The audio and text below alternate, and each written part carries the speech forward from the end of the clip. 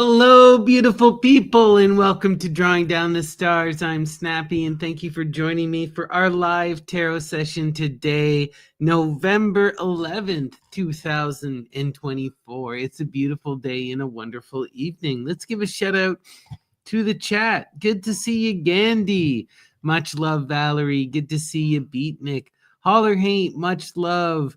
Gomi Kuzu, good to see you. Christy, much love. Marissa, good to see you. Roving Fungus, great to see you. Isaac, much love. Nikosmas, good to see you. Atma, much love. Valerie, great to see you. Mother Rhea, all the love in the world. Carrie, good to see you. Leslie Cellini, much love. All right.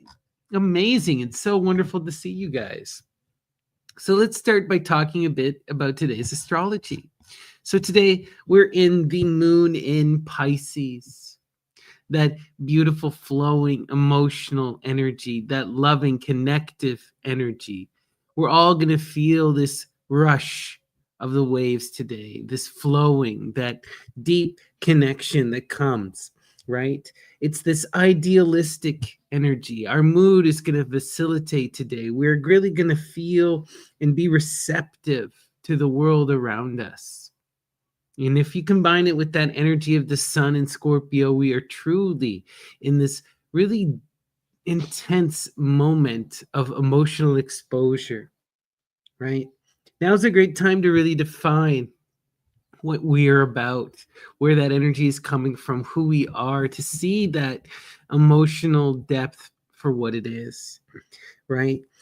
It's also a moment to be cautious. Those who are deeply empathic people, beware. Now is the time when you can really become overwhelmed by the emotion of others, right? And be drowned in the moment. So just be aware of the intensity of this energy today.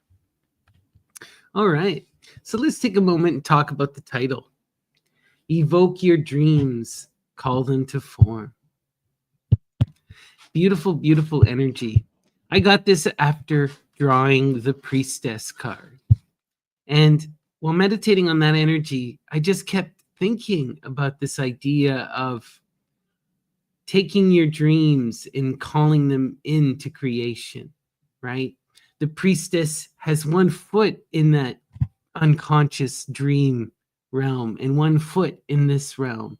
And she's able to bridge that gap to create form, to really inspire and be that power that can take the unconscious and make it a real.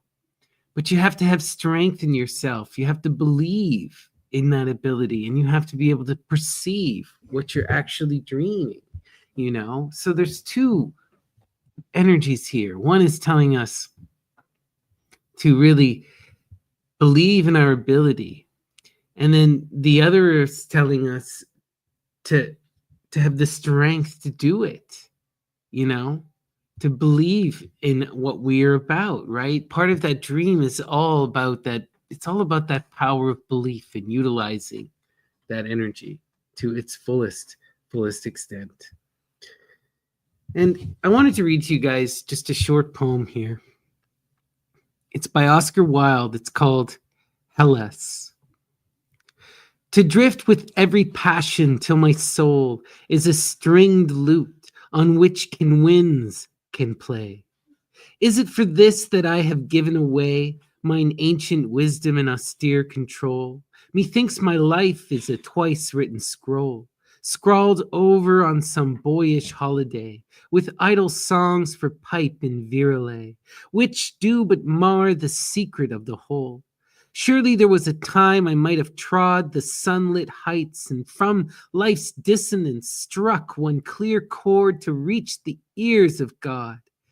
Is that time dead? Lo, with a little rod I did but touch the honey of romance, and must I lose a soul's inheritance? Just wild. And it's about recognizing your power and your divinity, and that we are all here. We all wish to be here. And when we're in this moment, it's about that experience. What are you going to do with this experience? Use your power of being. Create those dreams. Make them reality. Give them form. All right. We are now going to go to our Ganapati oracle. Ganesha Ganapati is the divine child, the guardian of the threshold, the lord of beginnings, and the master of the spirits, the Ganas. And we ask them to send us an inspiring message and ensure that our words are heard by those who need to hear them. So, Lord Ganapati, what is the inspiring message? All right. Understanding. Understanding. Beautiful. What is understanding? It's about going beyond knowledge, right? Understanding is one step before wisdom. It is that process of acquiring wisdom. It's about expanding upon your knowledge, putting it into practice. And truly understanding is about knowing how something works within context, right? Truly recognizing it's one thing to know, it's another thing to understand, right? Do you know the truth and do you live the truth? Two very different things. Knowledge and understanding, right? First, you get that awakening, that enlightenment, that aha moment where you recognize. But then understanding is what you do with that knowledge, the wrestling that comes, the ability to truly grasp the connections. And that requires seeing it through that lens of community, through that lens of creation, through that lens of the present, and projecting into that future. You know, again, I'm reminded, I've told this story numerous times, but of my trip to India, right? I had been studying religion studies. I thought I knew so much. I understood and I knew that the Murti was a divinity, that these statues were alive, you know? And yet I went and I purchased one, and in a moment of innocence and not understanding, took the Murti, took the divinity, took Ganesha, took God, and put it in my backpack because I wanted to protect it. But what I also did was I showed my ignorance, and I showed that I didn't fully comprehend what it meant that God had embodied that statue. You know, I didn't fully see the world around me and recognize how all the other people were treating their statues. No one was sticking their statue in a bag. They were all treating him as an honored guest, someone to be loved and respected, you know? And I eventually took him out of that bag and I walked him to my home and I put him in a beautiful place and treated him like that honored guest. But I had to understand what that fully meant, you know?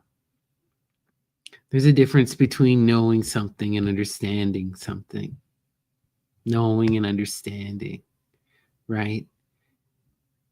Like Odysseus as well, I think about this idea of gazing into the abyss, right? There's something to be gained through that. It's not enough that he's told about the sirens. It's not enough that he understands how to overcome them.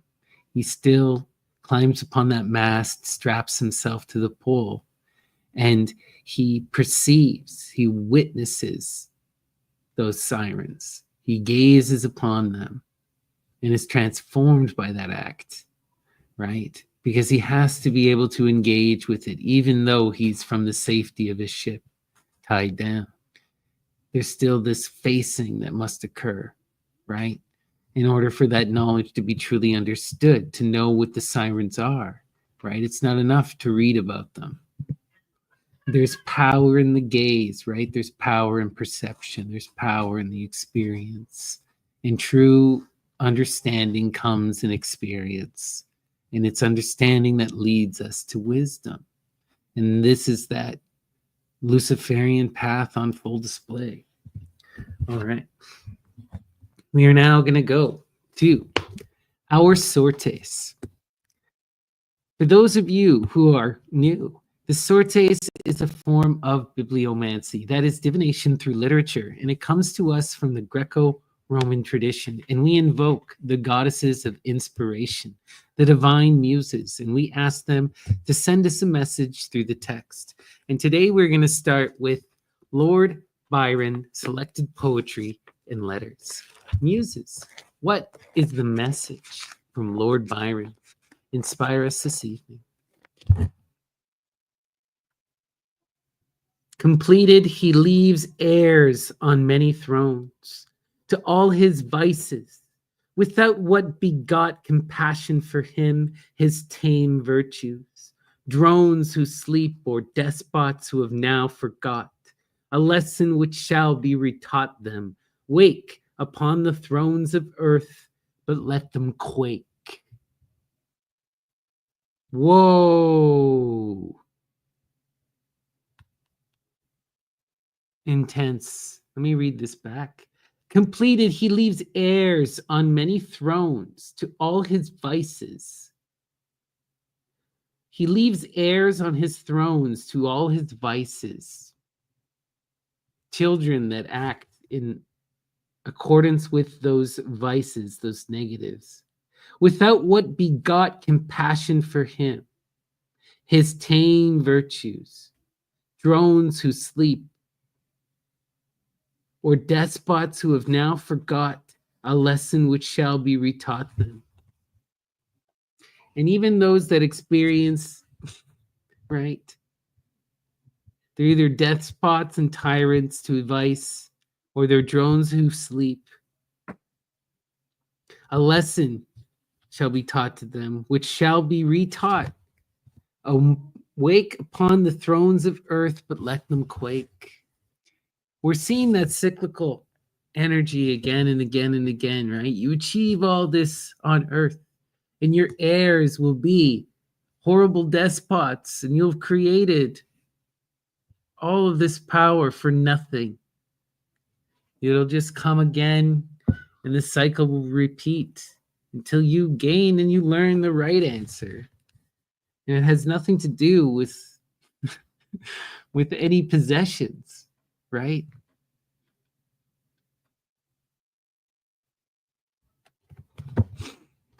Let's continue. All right. We're going to go now to Women Who Run with Wolves, Myths and Stories of the Wild Woman Archetype by Clarissa Pinkola Estes.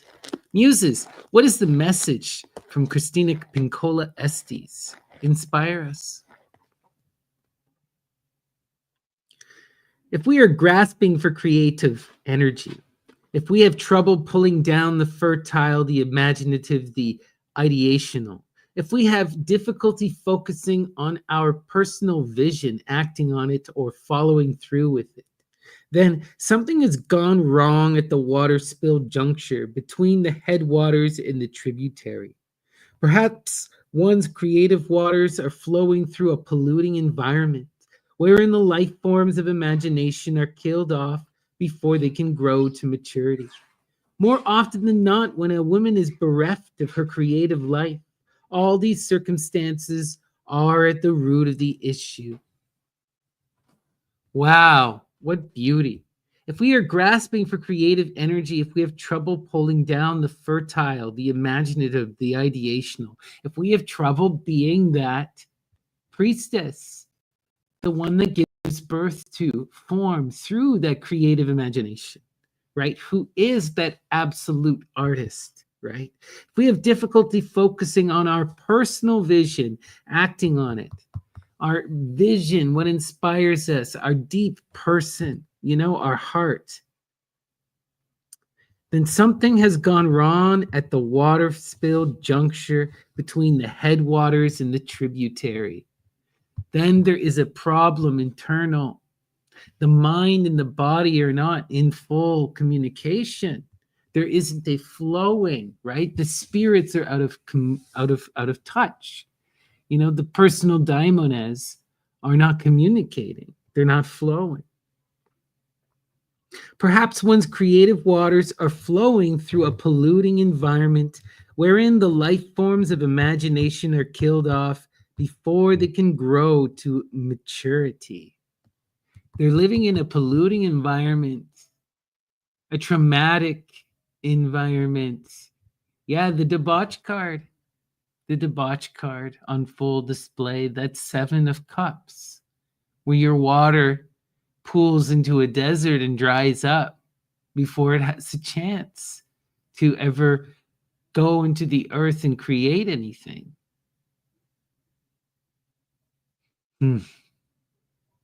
So there's a multiplicity of things going on here, right? Are you not allowing those imagination, those dreams, are you not allowing them to blossom in your internal self? Are you not trusting in your abilities? Is trauma, those childhood wounds, it's all of that fear and that doubt and that anxiety creating a polluting landscape in the self? Are outside societal forces, the wrong people, the wrong doubtful words creating a polluting environment, right? How do we till the fields of that internal self? How do we connect? How do we ensure our headwaters are flowing strong into the tributaries? How do we ensure that we are that priestess who can create those forms, who can bring down that imagination, right?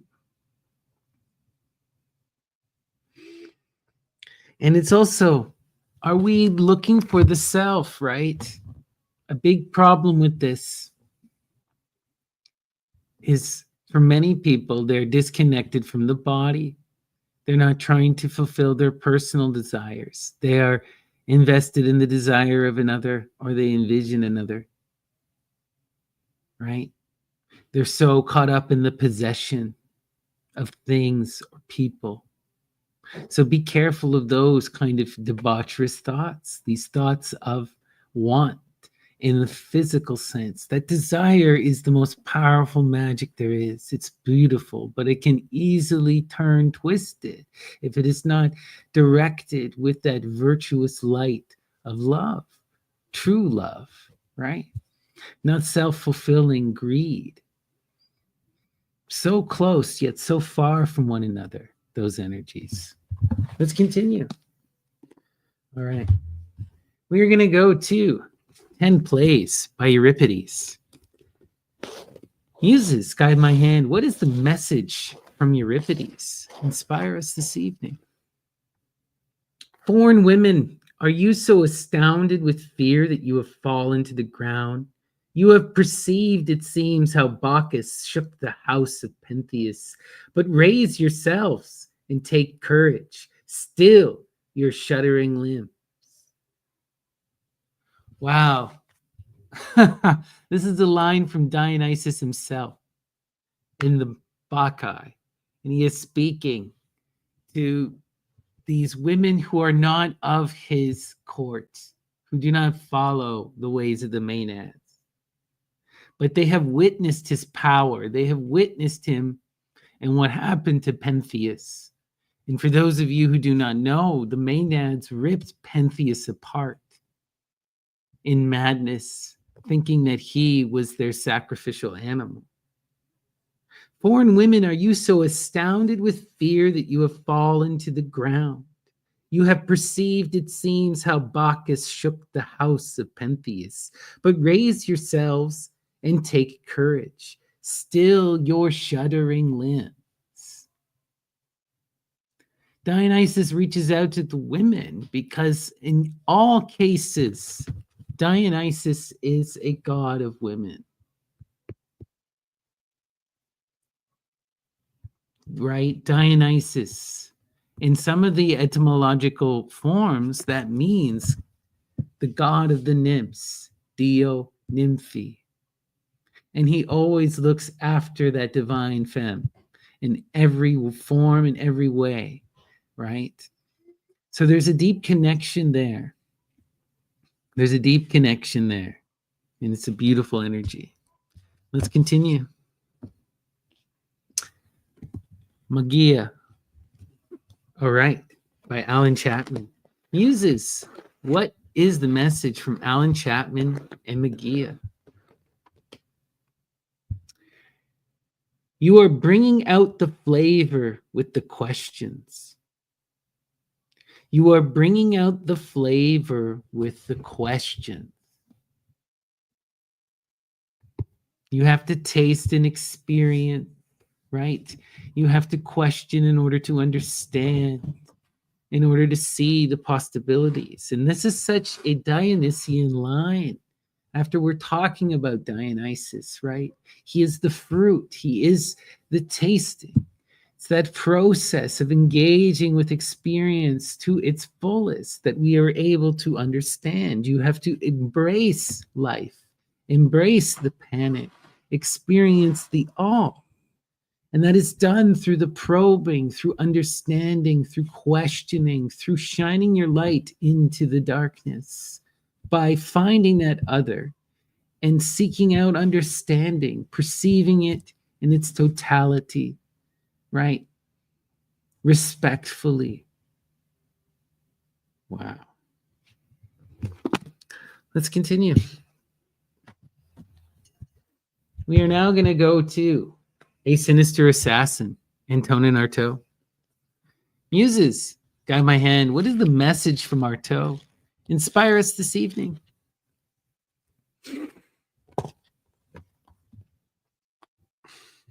And what used to be called the great alchemical work is from now onwards pulverized, because we are no longer involved in chemistry, but instead in nature.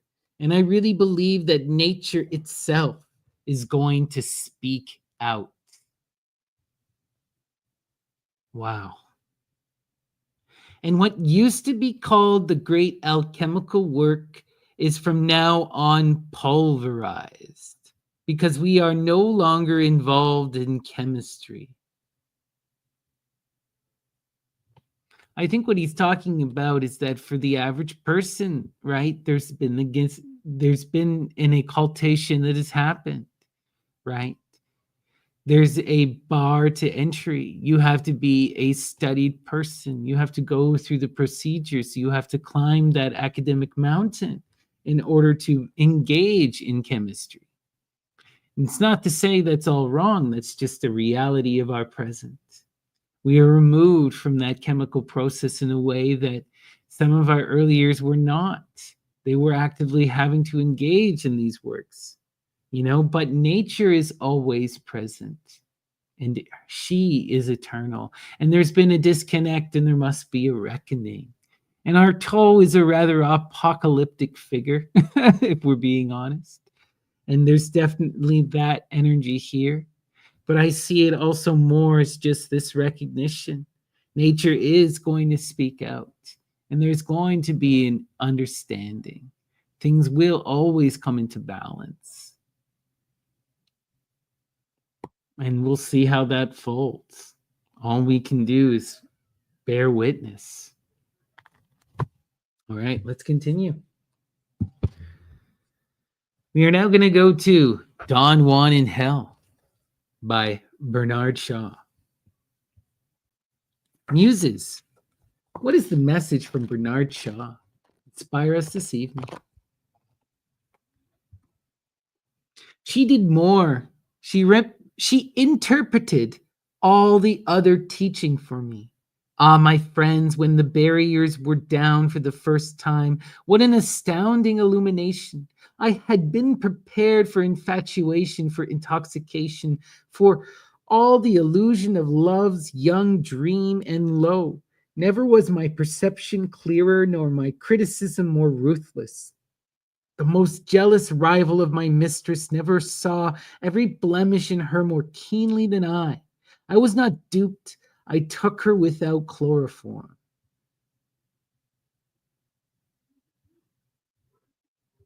But you did take her. Wow. And look how that masculine tries to justify its violence. And we have to be honest about with this. Read this back. Do not allow the poetical romance of the story deter what is the essence of what happened. There's an abduction. There is a sexual violence.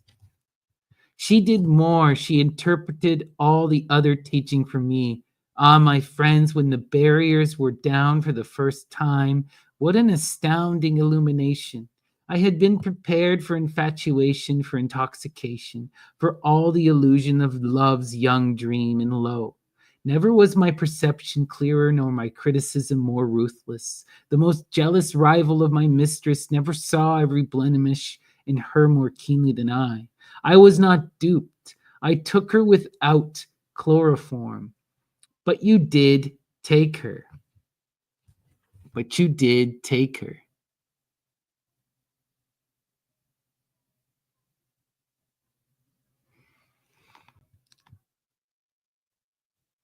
I took her. There's still a manipulation, right? And there's a recognition of a manipulation, of a lie, right? At the very least, we can assume that there was a lie, right? A dishonesty. And then there was a possession. And we are talking about this. That energy of possessing is the problem. And in the face of that beauty, there is that animalistic side that always wants to possess it rather than to regard it and see that beauty, to perceive that beauty for what it is, right? Let's continue. We are now going to go to Paradise Lost and Paradise Regained by Milton. Muses, what is the message from Milton? Inspire us this evening.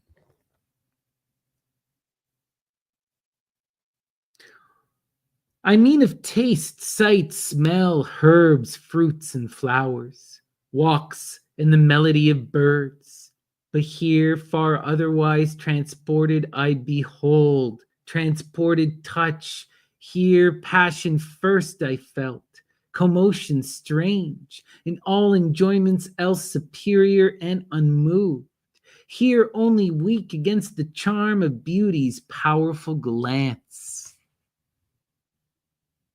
And here you have it, Bacchus in adoration of Venus, on full display, the pleasures of life. When engaging with these experiences, what do we do? How do you be in it? I mean of taste, sight, smell, herbs, fruits, and flowers, walks, and the melody of birds. The melody of birds, that song, right? But here, far otherwise, transported I behold, transported touch. Here, passion first I felt, commotion strange, in all enjoyments else superior and unmoved. Here only weak against the charm of beauty's powerful glance. Right? That glance, just the mere sight of beauty, is to experience all of pleasure in its totality. What do you do in the face of that muse, that divine? Can you appreciate it? Can you adore her? Or will you attempt to possess her? Let's continue. Lorca, Three Tragedies. Muses, what is the message from Lorca? Inspire us this evening.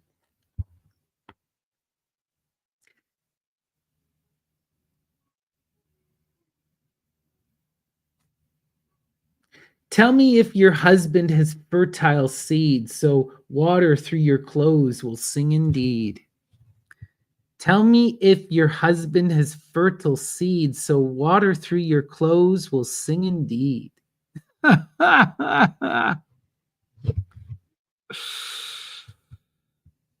Wow. The water will flow through your clothes and will sing in that love of creation, in that flow of creation.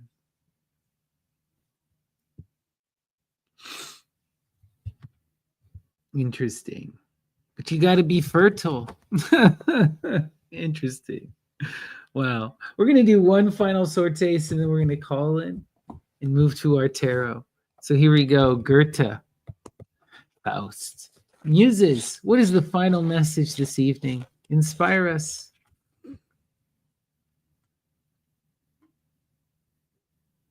These all belong to me, my pretty infantry. Hear them commending, cunning and coy, quests never ending, action and joy. Go from your solitude, cursing the world renewed, there where the sense has bright ichor of sweet delight. There they invite. Leave off this traffic with your groping grief.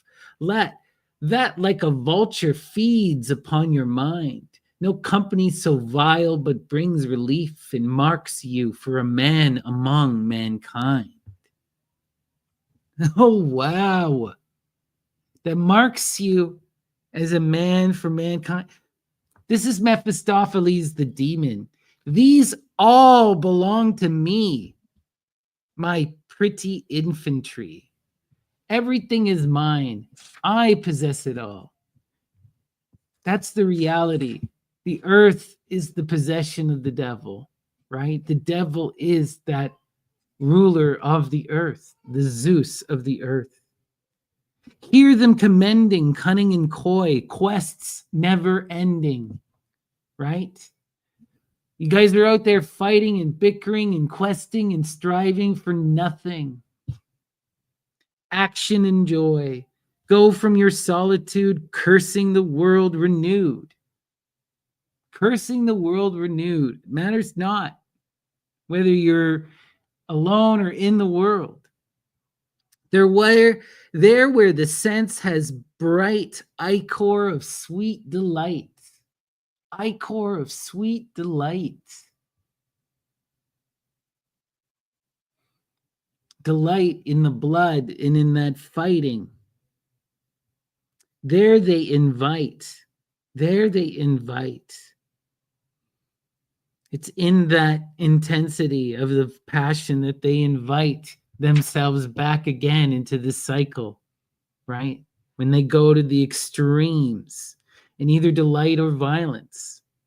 Leave off this traffic with your groping grief that like a vulture feeds upon your mind. You're consuming yourself in grief. No company so vile but brings relief and marks you for a man among mankind.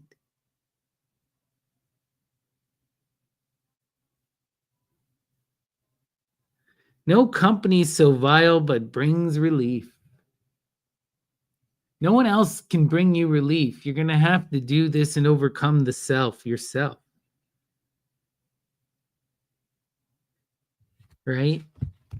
It's this possessiveness, this passion that marks you as a man among men.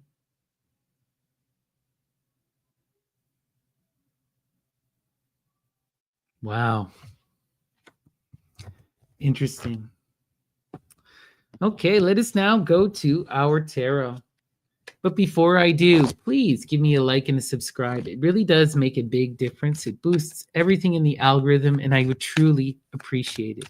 And if you're at all interested in a private reading, you can reach out to me, Snappy, ddts@gmail.com, or find me on the Myth and Lore Discord, Snappy or Lady Snappy. All right. And today we're going to be using the Tabula Mundi Tarot of M.M. Moline. And we invoke that energy of Saturn and ask them to dissect their life and expose it upon the plate to show us the interconnections. And we wonder how we can best move and flow, how we can overcome the conflicts, how we can manifest our true will, and what is the greater message for the community. As always, the center card is the most important. And today we had one shooting out at us. And our center is the Ace of Cups. Imagining that loving connection, imagining that communal harmony, harmony, imagining that emotional fulfillment, that reciprocal loving flow to its completion, even though it may not exist yet. We begin that project of connection through that power of love, of the unconscious, right? It's that act of giving birth. It's that first step taking to build that tower, that deep emotional connection, that communal understanding, that community. And that is our center, our beginning. Wow. Where is this energy going? Connected to the Ace of Cups, that root, right, of the power of the waters, that root of this energy. Now we see it coming to its completion. The 9, the most powerful number within the Pythagorean system. The 9 is that expansive flow, harmony, the happiness, right? It is those energies that expand upon each other in an outpouring of love and transformation, not just in flow, but in abundance and in continual outpouring. Wow. And the root of it is this love. The root of it is this love, this partnership, and this love and adoration that we're talking about, coming together as equals for the purposes of creation, for sustaining that generation, for sacrificing and giving birth to the new and nurturing that new into the next, right? It's that process of love, making love to the universe and having the power to sacrifice of the self for the other, to come together in that co-creation, and then to go both sacrifice for the new. Beautiful, loving energy at the root of this building that will result in that expansive love and happiness. Wow. Let's continue. We've been seeing this energy quite a bit, right? This is an ongoing theme. Being that young man with lofty, high ambitions, dreams, head stuck him in the cloud, yet his feet are rooted in the earth, right? Not wanting to do the work of transformation, yet dreaming of these grand, loftiose goals. Where does our young man go, our heir of earth? Princess of Discs. This is interesting. So we have that young, outgoing, masculine energy, right? That young male energy that's showing up immature, that needs to be nurtured, that needs to be taught, that needs to be able to build within the earth. And now we're seeing the duality of this on the feminine side, the princess, right? The princess, the earth of earth, the ultimate virginal Artemis energy. That nature in its most pure. But what all this energy needs is it's about that next generation. It's about that youth. It's about learning and growing and taking responsibility. It's about that education, right? Wow. The 9, the game. When these energies can be truly nurtured and taken care of, when they can be protected and understood, that's when profound growth will happen. That's when that transformative, that great power of the 9, that expansive power of the 9 will be in the earth, and that it will open that gateway, right? With the fruits of the earth. Beautiful energy. But it requires that nurturing, right? You have to engage this youthful energy. You have to help them learn to be able to transform their reality and take responsibility. Wow. At the bottom of our square, connected to the Ace of Cups, we have the Lady Babylon. Lady Babylon. This is where our prince's head is pointed to in the cloud, connecting to that profound power of the lust, right? That profound desire, that energy of creation, that energy of transformation that has the power to bring new and to shine that light, to bring knowledge and understanding, to transform the present. Beautiful. And it's at the root of this community as well. Wow. Beautiful. Where's this energy going? We have the 8, prudence. We connect to that lust to energy. And it's about having the strength to build what is necessary, to do the work, to tend the garden, to nurse the young again. We have that imagery of having to take care, to give birth to what is needed. And that is going to require the hard work in the present, the doing our due diligence, right? This is the work that no one likes to talk about, that motherly work, that regular cleaning, the tending to the crops, the daily maintenance, the real hard stuff. But when we can do that work, when we can continue and we can project that image long term, we will eventually get there. That's how you nurture the youth. You nurture them through that daily maintenance energy. Any parent will understand that. It's a daily chore every day. You have to keep on it. Wow.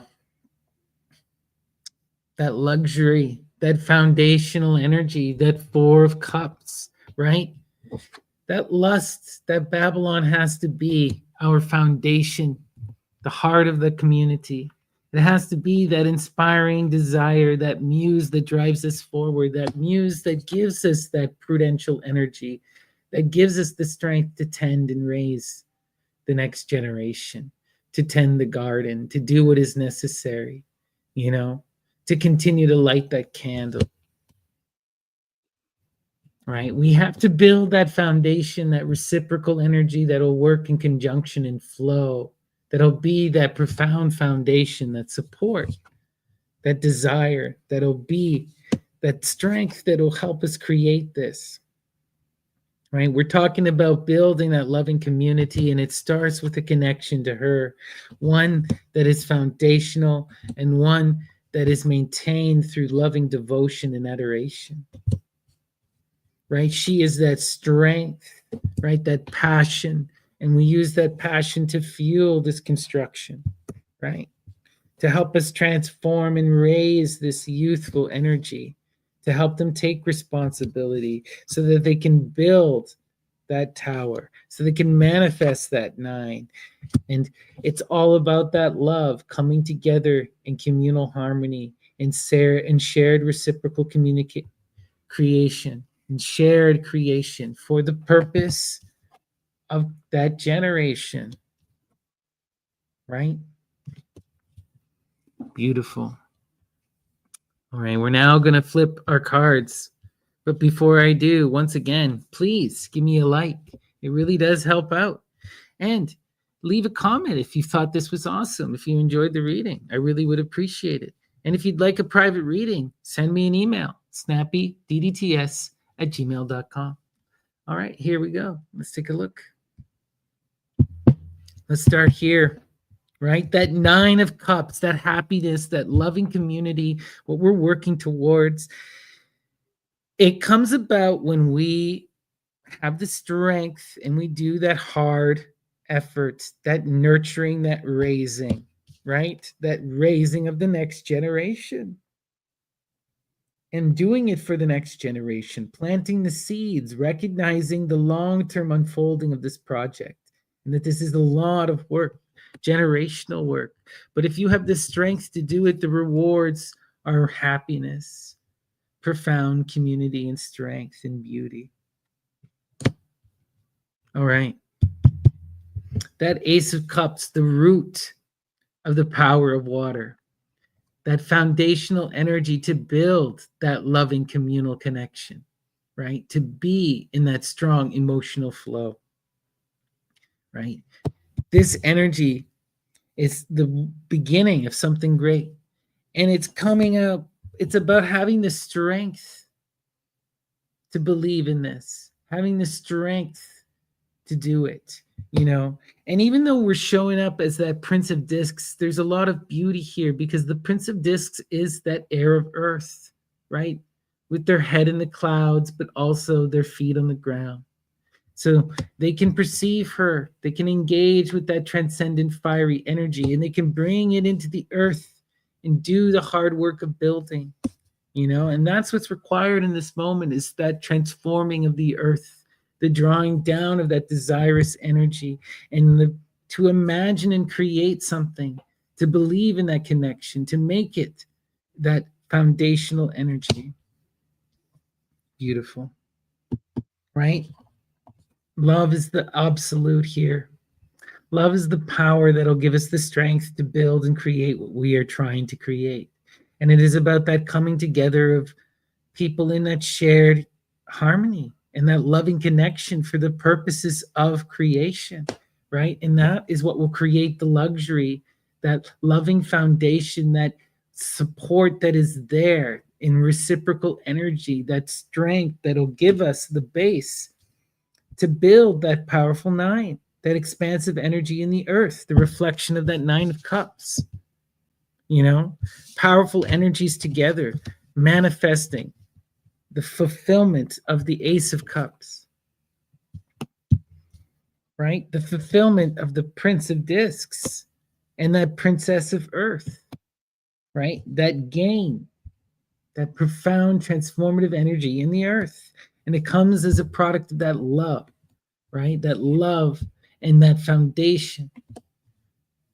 And those are energies that are sustained through reciprocal, loving, communal, flowing energy, you know? Beautiful. Lunar energy, Cancer energy. All right, now let's look at our crosses. We'll start here. That Ace of Cups, right? Again, if we want to manifest this powerful tower, if we're trying to create that, it all starts with the root, that loving root. Love at the beginning, that deep emotional reciprocity at the beginning, imagining that deep connection. The Ace imagines the 9 and the 10. It sees the completion of the project, right? And it is about being in that flow, in that power, in that loving connection. And then the key, on one hand, is to be in that prudent energy, doing the hard work and the due diligence, tending and doing the maintenance, the stuff that no one wants to talk about, that doesn't get written about in the books, but is the vast majority of the work, right? And having the strength to do that work that is necessary to ensure that this creation comes to fruition, right? That transformative gain in the earth, that profound, expansive growth that transforms our reality.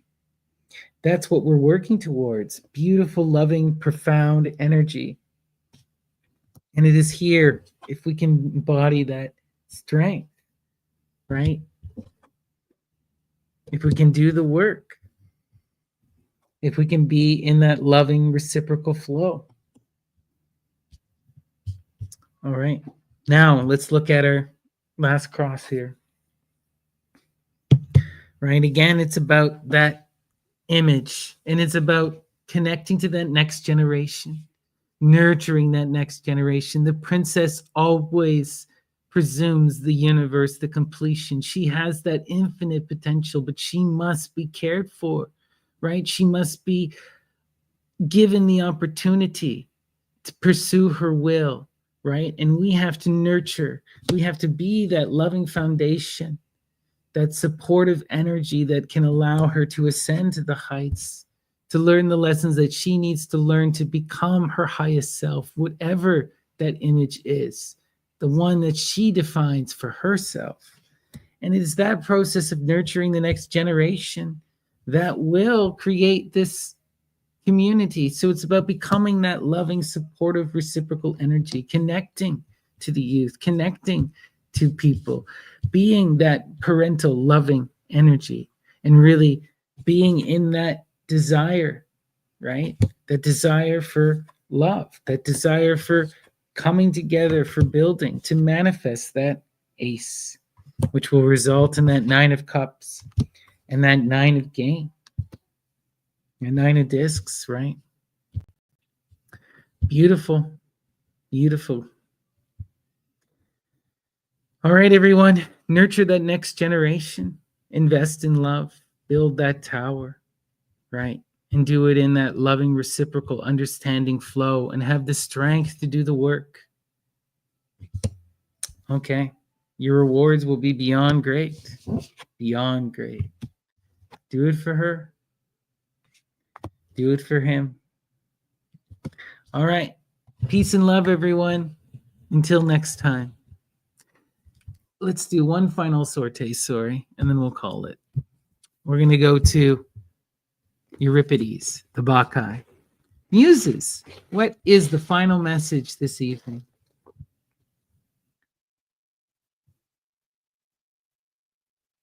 We can still change the oath if desirable. You can always change. You can always change. Even those which seem unbreakable. Everything is change. And you can always make new oaths. Reimagine yourself. You create the bonds. You are the weaver of the dream. Be that priestess. All right, everyone. Take care.